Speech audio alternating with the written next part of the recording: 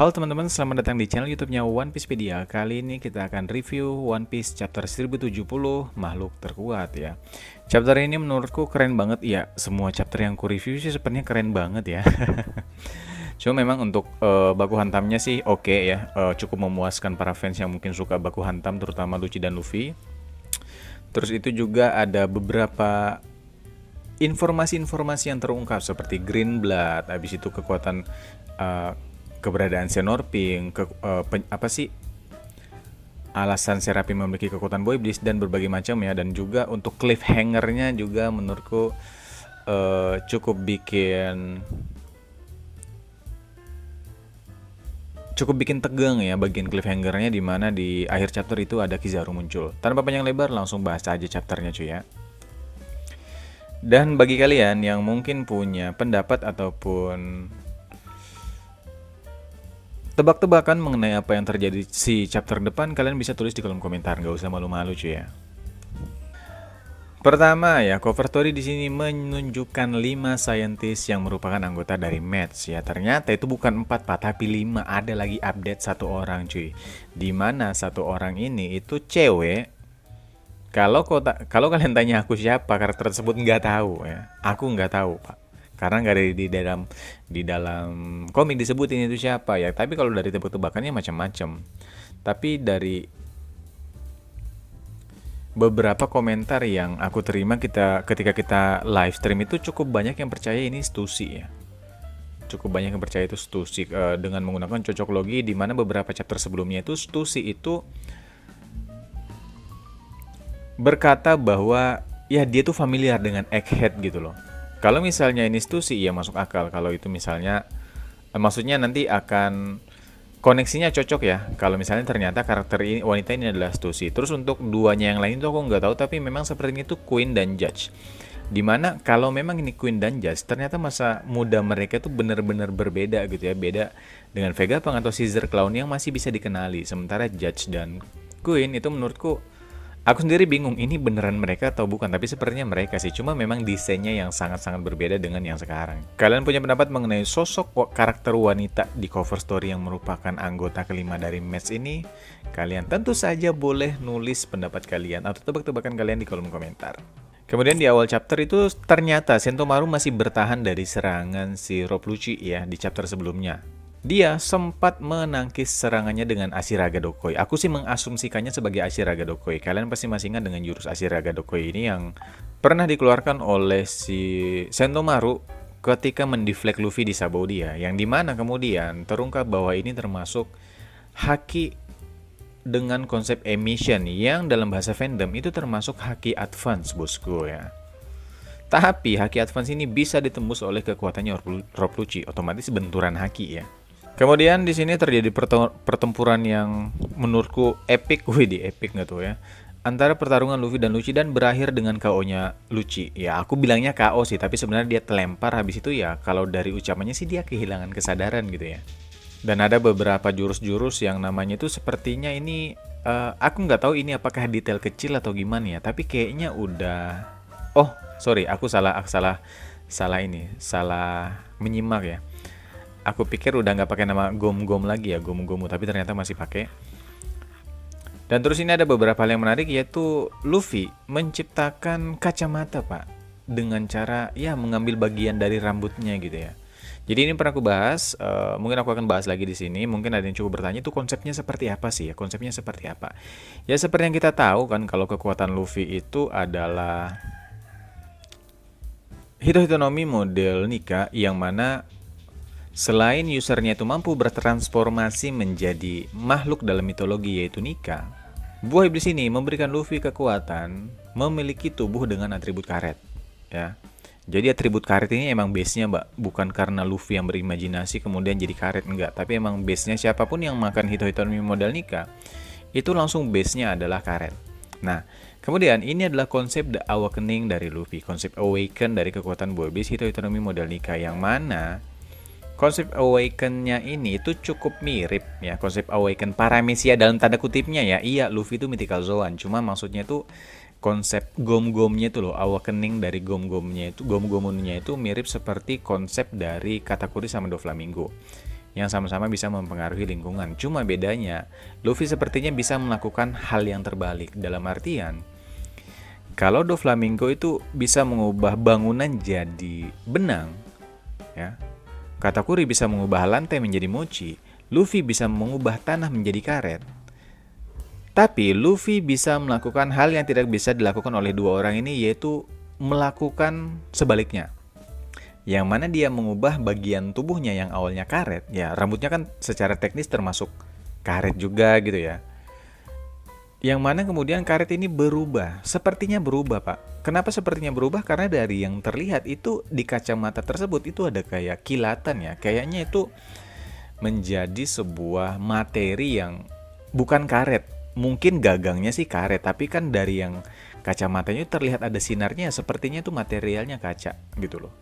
Jadi untuk saat ini itu aku mengasumsikan adalah bahwa kemampuan awakening dari Luffy itu selain bisa mengubah lingkungan jadi karet gitu ya, bahkan makhluk hidup, sepertinya Luffy juga bisa melakukan sebaliknya. Dia bisa menciptakan istilahnya itu sebuah benda itu menjadi materi yang baru dalam artian bukan materi yang tidak terdaftar gitu loh ya, tapi maksudnya kayak karet jadi kaca gitu kan. Tapi itu asumsiku untuk saat ini ya. Aku nggak tahu apakah ini ternyata nanti akan ada penjelasannya seperti apa, tuh emang kekuatan Luffy memang seperti ini.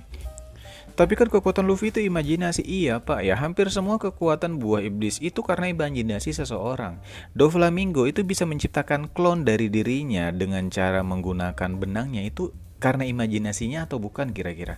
Doflamingo yang bisa terbang di awan, yang bisa melayang lah istilahnya di udara atau terbang di udara dengan cara menyambungkan benangnya ke awan, itu termasuk dari imajinasi usernya nggak sih gitu loh. Akainu yang bisa menciptakan wujud anjing dari kekuatan lavanya, itu karena imajinasi orangnya atau bukan gitu loh. Terus juga sih bisa menciptakan istilahnya itu yang bisa mewujudkan model burung es, itu dari imajinasi atau bukan. Jadi kata imajinasi, kalau yang aku tangkap, kalian mungkin punya pendapat yang berbeda untuk masalah ini. Kalau aku menangkapnya, imajinasi untuk kekuatan Luffy itu tetap saja merupakan kreasi kekuatan buah iblis Luffy, ya kan, yang bergantung pada kekuatan buah iblis dan juga awaken-nya gitu ya, awakening-nya. Itu kalau aku ya, karena kalau berbicara imajinasi, semua kekuatan buah iblis juga ya base-nya imajinasi gitu kan. Krokodil yang bisa menciptakan kayak guillotine dari pasir, itu kalau bukan karena imajinasi orangnya karena apa Pak? Gitu. Itu kan karena dia mikir, karena dia berimajinasi gitu loh. Bukan yang imajinasi kayak imajinasi liar istilahnya. Oh aku pengen nih si Lucci jadi curut, oke Lucci kamu jadi curut, oke Lucci kamu jadi babi, oke jadi kamu jadi babi ya gitu. Bukan imajinasi yang seperti itu sih kalau yang aku tangkap, tapi kreasi kekuatan buah iblis yang tetap ada hubungannya dengan kekuatan buah iblis ataupun awaken-nya. Nah cuma memang di sini itu salah satu yang menurutku disayangkan dari pertempuran Luffy dan Lucci itu adalah si Luffy yang settingan ceritanya itu tidak mencoba untuk menolong Sentomaru, melainkan setelah Lucci KO, Sentomaru nyuruh biar segera bawa kakek Vegapunk lari dari sini, kabur dari sini. Luffy ninggalkan si Sentomaru, dan nanti di akhir chapter akan kita bahas untuk masalah ini ya. Selain itu juga ya memang Luffy itu harus terburu-buru Pak, karena mereka ingin memperbaiki Atlas ya. Jadi mereka membawa Atlas untuk diperbaikin oleh Vegapunk. Kemudian di chapter ini juga mengkonfirmasi bahwa Snorping itu masih hidup dan dipenjara di Impel Down. Jadi memang ada memang Doflamingo dan beberapa anak buahnya itu dipenjara ya di Impel Down. Untuk Doflamingo sendiri ada di Impel Down level 6, cuma yang lain nggak tahu di mana. Nah ini Snorping ternyata di Impel Down nggak tahu level berapa. Ada juga anak buah Doflamingo tuh yang nggak masuk Impel Down, contohnya Baby Five yang sekarang menikah dengan Sai. Kemudian juga ini menjawab pertanyaan bagaimana bisa S-Shark ataupun Seraphimnya Jinbe itu bisa memiliki kekuatan buah iblis dari Snorping. Ya karena Vegapunk melakukan sebuah metode yaitu transfusi darah dari pemilik kekuatan buah iblis dengan dengan menarik lah, mengekstrak line edge faktornya dan kemudian mentransfusi darah tersebut ke dalam Seraphim, yang mana kemudian Seraphim bisa menggunakan kekuatan Boy Beast dari orang lain. Di sini juga ya untuk masalah kemampuan Vegapunk menciptakan kekuatan buah iblis. Menurut Vegapunk, sejauh ini dia hanya mampu ataupun sempat membuat kekuatan buah iblis secara artifisial, itu kategori Zoan. Untuk kekuatan Paramecia, Vegapunk saat ini belum bisa membuat kekuatan buah iblisnya, tapi menggunakan transfusi darah dengan mengekstrak line edge factor dari karakter tertentu, yang kemudian disebut dengan Green Blood. Nah, hal ini juga menjawab ya, kenapa beberapa di antara Seraphim itu bisa memiliki kekuatan buah iblis ya. Untuk Mihawk sih, untuk S-Hawk ya, itu belum kelihatan memiliki kekuatan buah iblis atau enggak, tapi beberapa yang lain seperti S-Shark, S-Bear, S-Snake, itu mereka memiliki kekuatan buah iblis, Pak. Ya. Tapi user aslinya masih hidup. Nah, tapi itu yang diambil adalah, jadi konsepnya adalah Hancock misalnya ya. Hancock, kemudian si Xenorping, kemudian si Kuma, itu line edge faktornya diekstrak oleh Vegapunk dan kemudian dicampurkan ya dalam artificial blood ataupun darah buatan yang disebut dengan Green Blood, di mana kemudian Green Blood ini ditransfusikan ke Seraphim, yang mana kemudian Seraphim bisa menggunakan kekuatan orang tersebut. Dalam artian kita berandai-andai aja ya, misalnya ini Nico Robin, line edge faktornya itu diambil oleh Vegapunk dan kemudian dimasukkan ke dalam darah buatan Green Blood ini, dan kemudian Green Blood itu ditransfusikan pada Seraphim Gecko Moria misalnya ya, kalaupun ada nanti ya, maka nanti Gecko Moria akan bisa menggunakan kekuatan buah iblis yang digunakan oleh Robin, yaitu Hana Hana no Mi. Tapi ini what if-nya ya, ini adalah yang aku tangkap untuk saat ini. Kemudian untuk terkait Logia, saat ini ya sepertinya Vegapunk mengatakan bahwa dia tidak atau mungkin belum bisa untuk membuat buah iblis Logia buatan. Untuk seperti itu. Nah, terus ini jadi pertanyaan lagi, lantas bagaimana dengan Pacifista ataupun Seraphim itu yang memiliki serangan laser Kizaru, itu apakah buah iblis atau memang beam seperti Franky?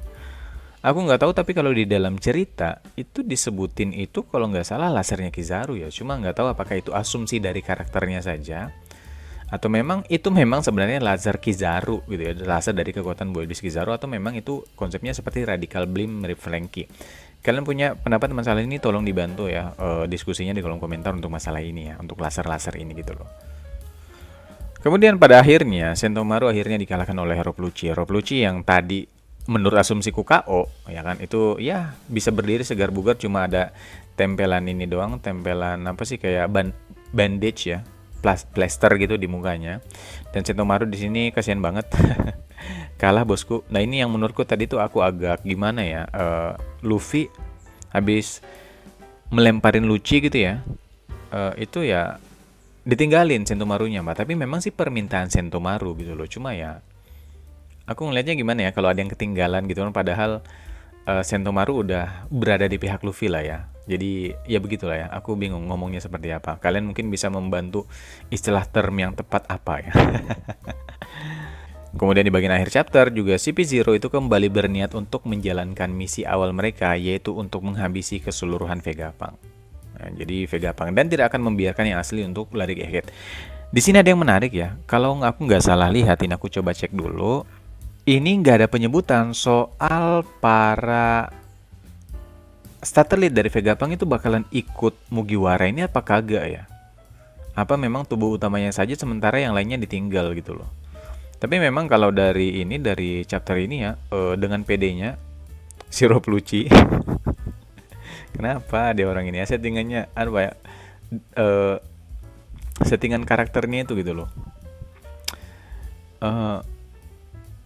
Tetap bersikeras untuk ya menghabisi semua Vegapunk dan tidak akan membiarkan yang asli itu lari dari Egghead. Padahal udah dikalahin Luffy gitu ya. Cuma memang dia sepertinya orang yang totalitas pada tugasnya Pak ya. Mungkin dia sudah tidak mau lagi menerima kegagalan seperti Dennis Lobby gitu. Nah, di sini juga Kizaru muncul dan dia meminta agar sebanyak mungkin kapal perang untuk dikirim ke Egghead. Apakah kali ini Buster Call itu bisa dijalankan tanpa Vice Admiral gitu ya? Karena kan Buster Call itu kan dia 10 kapal perang, habis itu disupervise ya, disupervise oleh 5 Vice Admiral. Nah, ini Sepertinya yang muncul Admiral doang, Kizaru cuy. Nah, di sini juga aku masih bingung kira-kira eh, perannya Kizaru di sini itu apa gitu loh. Apakah untuk menangkap Vegapunk? Oh ya, sementara kan mereka saling nggak tahu ya misinya ya, misi Cyberport Zero ini sama misi Marine ya. Otomatis kan pihak World Government nggak akan mengkoar-koarkan, oke kami sudah mengirim CP0 ke Egghead untuk membunuh Vegapunk. Kurasa nggak seperti itu. Mungkin saja dari pihak Angkatan Laut berasumsi bahwa pihak World Government mengincar Vegapunk untuk dibunuh dan Marine mengirimkan Kizaru itu untuk menyelamatkan Vegapunk. Paling tidak menyelamatkan dari pembunuhan. Mungkin bakalan ditangkap, dimasukin penjara ya. Kasusnya seperti Doflamingo yang masuk di Impel Down tapi dilindungi oleh Magellan dari serangan para pembunuh bayaran yang dikirim oleh World Government gitu loh. Jadi mungkin konsepnya seperti itu, atau memang ya sama misi mereka, Marine juga untuk menghabisi Vegapunk. Tapi kalau ini sih menurutku enggak, karena kan Marine kan masih wajah depan ya, masih wajah depan dari keadilan di dunia One Piece gitu. Nah, ini aku yang penasaran, kira-kira interaksi perannya Kizaru di sini itu untuk apa? Ataukah akan membuster Call Egghead gitu? Ya kan? Ataukah akan sejalan dengan misi dari CP0, atau malah akan bertentangan dengan CP0? Kalau misalnya nanti bertentangan, kira-kira nanti dengan Luffy-nya gimana dengan kelompok Mugiwara? Apakah ini akan terjadi battle royale antara 3 sisi gitu ya, seperti di Skypiea ya kan? Seperti yang dikatakan Oda, free for all, battle royale apa segala macam di pesan One Piece Jump Festa 2023. Ya segitu aja kawan-kawan, makasih banget sudah menyimak sampai sejauh ini ya. Ini adalah video premiere. Jadi sebenarnya aku sekarang itu lagi ada di TikTok ngebahas live stream One Piece chapter juga. Kalau kalian mau mampir silakan aja. Segitu aja kawan-kawan, makasih sudah nonton. See you on the next video. Dadah, bye. Thank you.